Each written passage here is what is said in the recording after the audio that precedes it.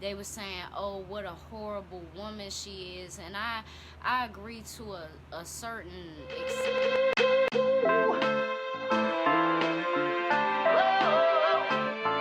What's up, everybody? It's your girl B Octavia, and I am back with another video. Today's video, I will be telling y'all about a real life story, something that recently happened that I want to get y'all feedback on, and I also wanted to speak on myself.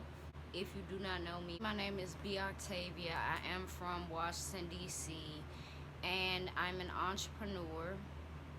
If you would like to donate to the channel or to donate towards my businesses, you can check the links in the description and you will be guided there.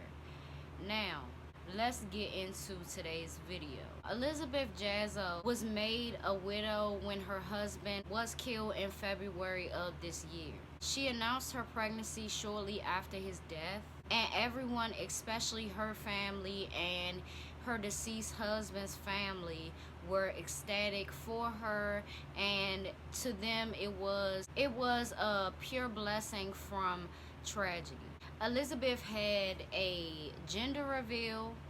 They didn't say nothing about her having a baby shower or anything like that where she got presents and things, but they was probably already giving her stuff for the baby. And here's where things get weird. Both families were up to date with Elizabeth's pregnancy to the point where they knew when she had doctor's appointments and they knew the day that she was going to be induced. Now, if you don't know what being induced means, it basically means that the doctors will either give you medicine or break your water if it doesn't break naturally, to speed up the process for you to have your baby like on time at the 40-week mark. The day of Elizabeth's inducement, she ghosted everybody. Nobody could reach her, nobody could find her at her home, and she vanished into thin air. The families told police that the last time that they seen her was when all of them were at the gravesite of her husband, where she was promising him that the babies would be well taken care of and happy and things like that. The night before her inducement, her mother-in-law was over at her home talking to her and showing pure excitement for the birth of the twin boys, because it was the gender revealed that it was going to be twin boys. And so everybody was very baffled when they couldn't get a hold of her. The mother-in-law was actually the one to file a missing person report. That's how scared and fearful that she was for her daughter-in-law and for her grandbabies. After a massive search was done by police officials, family, and friends, Elizabeth Jasso was found unharmed, safe, and not pregnant. And no, she did not go away and have the children, and that's how she not pregnant. She was never pregnant. The mother-in-law is devastated, and her family, her close family, feelings are the same. They are devastated and very confused. She was missing for nearly a week, and during that week, the rumor that she wasn't pregnant started to circulate as an option to why she went missing, but the family didn't even really want to accept that. They thought that they knew her enough that she wasn't going to do something like that. Another rumor that went around was maybe the twins' father wasn't her deceased husband, etc. But it was the worst possible scenario. After learning about the secrets that Elizabeth told, the family and friends started to piece together certain things that equaled out to her not being pregnant after all, including fake bellies, fake ultrasounds, etc. And they pieced all of this together without any explanation or I'm sorry from Elizabeth herself. She allegedly, according to the families, she won't face them. She still won't answer their calls or text messages. In the immediate days after this news broke, multiple articles and blog sites have picked this story up, YouTube channels, etc. And they are decoding and cracking the case themselves. They are putting in work, dissecting every detail, and not leaving any stone unturned. I can't wait to see what everybody's conclusion is, but here's what I think. Now, a lot of people I seen commenting on this. They were saying, "Oh, what a horrible woman she is," and I agree to a certain extent.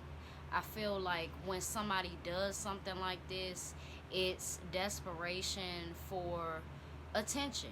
Number one, they may feel like they not being loved enough, and they see how pregnant women get treated, and they want that same type of treatment. That could have been something about it, right? And that's number two. Number three, and the hugest thing of all, I think that when somebody does something like this, their mental has been affected deeply. I'm not gonna say that they are mental or they a basket case or whatever the case is. Um, I think that she definitely needs counseling. She needs therapy. I think that she should have had therapy after her husband passed, especially as violent as they say that he went. Um, I think that she really should have tried her best to process that instead of coming up with a huge lie that you can't get out of. As time goes on and time goes on, you have to have a better plan other than running from your family and running from your friends and running from your husband's family after you told them something so great that's going to affect their lives too. Maybe she didn't know. She didn't know what she was doing, like the severity of it and what it would cause. I know that she embarrassed, especially because this ain't even a family matter no more. This is all over social media, her whole name and everything. Like, people are going to know you and know exactly the lie that you told. And that's why lying never gets you anywhere. It may make you feel good, but it's hard to keep up with, especially when you're talking about a child. I'm not going to say that she's a horrible person. I just feel like certain people's desperation, it goes very far. It goes very far to the point where they dig holes for themselves that they can't climb out of. I hope for her sake that she can repair the bond with her family, but that's going to take a while with a lie like this. That's going to take a while. And I think that with people, when you see stuff like this, you really gotta feel bad for the person that told the lie.